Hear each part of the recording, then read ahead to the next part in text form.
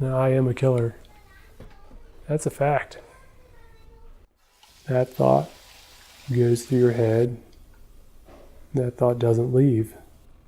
Actions of mine contributed to a man's death. And then afterwards, I did read the obituary for this man. He had children, very young. Everything became more like just going through the motions. He wasn't as invested at home with me or after our kids were born. So I was just waiting for him to get back to himself. I definitely cried about this every day, going into work and going home. There's always a sense and a question of like, well, where's the justice in this situation? There's only one way to make this situation right. And that answer was suicide. Physician suicide is a problem. We see bad things happen. We see people die. We see people lose their children. Like, those things have profound effects on physicians. When there are traumatic things that happen, helping the caregivers get through that is not usually the first thought. I had all the materials. My plan was I was going to commit suicide. I'd just start an IV on myself, inject the medicines. I'd stop breathing. Things would take their course in 20 minutes, and that would be that. I opened the door to our room, and there was a spiral-bound notebook and a laptop sitting on his spot on the bed. I'm sorry I'm not there. I still love you. And realized the bottom line was that he had killed himself or was about to kill himself. I didn't know what stage of his plan he was in. I was completely surprised because although he was obviously depressed for going on a couple years, let's say, I didn't know that he had ever thought about it. I didn't know that he was capable of ever thinking about it. I was very angry that he would, from my perspective, destroy mine and his children's lives based on this. The main thing I remember is she grabbed my hand, put it over her heart, and just said, well, can't you feel this?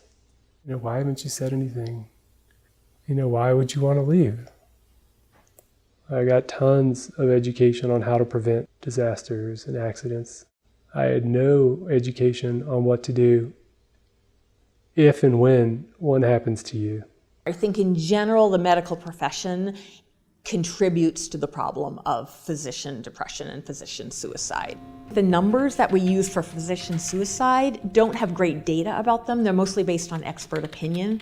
Suicide is a hard thing to track down because it's stigmatized, that it probably is hidden somewhat. Because of their status in a community, if a physician committed suicide, it might be reported as something else. Oh, Dr. Jones had an accident.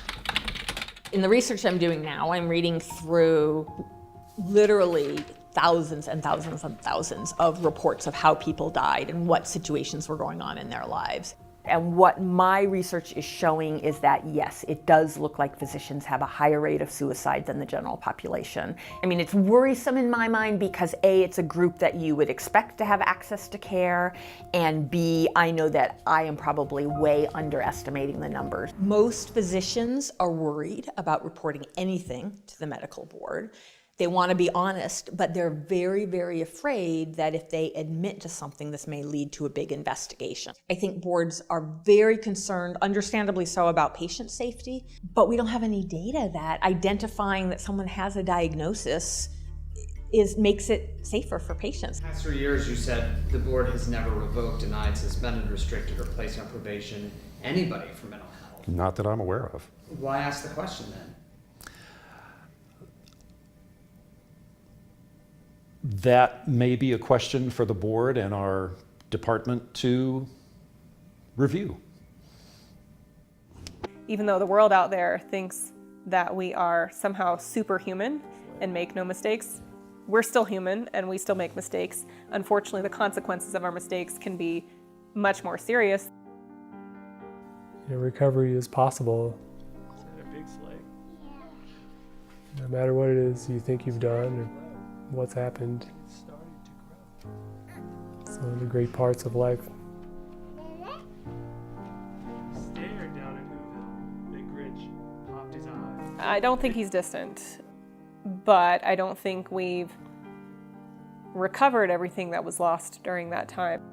It's like an injury that hasn't fully healed. It's still there. I know every day that there's 2 orphans. I know there's a widow. I don't know how much good you have to do, how much healing you have to do to make up for the harm you felt you done. I don't really ever want to reach the point where I feel like I've done enough, where it makes up for that.